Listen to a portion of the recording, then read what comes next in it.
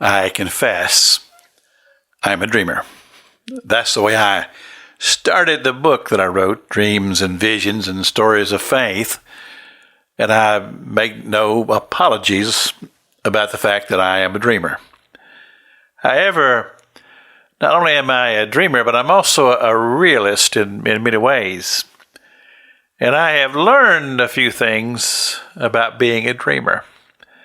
Back a few years ago, I did a series of studies from the book of Genesis, the story of Joseph.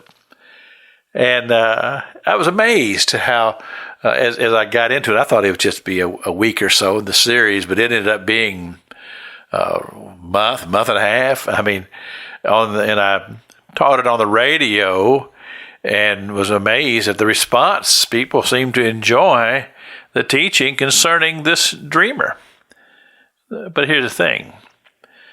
When Joseph first dreamed a dream, and we find this in the 37th chapter of Genesis, we found that it was an extraordinary dream. I mean, he dreamed that his whole family was someday going to bow down to him. But this is what I came to realize.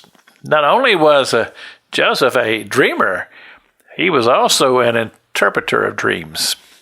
So that tells me that when he dreamed this dream, he not only saw something futuristic, but he had understanding of where this dream was to lead him. And there was difficulty, struggles along the way. And this is one of the things that we have to understand. If we are people who are often caught up in our dreams, we have to know that it won't always be instantaneous. There's a path, and along that path is maturity. And God does a great work of bringing us to a place of maturity so that when the dreams become reality, we have the maturity to be able to live it out. Because many people, they see the fulfillment of dreams at a very, very young age, and they're just not able to handle it. And they end up going off and doing all kinds of crazy things, which actually ends up destroying their lives.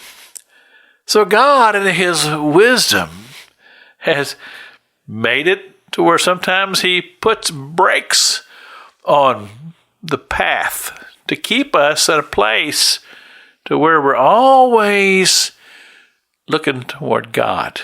To understand that if this dream is going to become reality, it's God's direction, it's God's ability to show us understanding of His hand upon us. And again, like I said, I've learned a few things about being a dreamer. But the thing that I have understood most of all is that dreams and faith walk hand in hand. Dreams and faith walk hand in hand. Remember, faith, the substance of things hoped for, but the evidence of things not seen, as recorded by the book of Hebrews. And I have it very much a part of my being to make sure that I always remember that. This is Pastor Jack King with the gospel on the radio broadcast.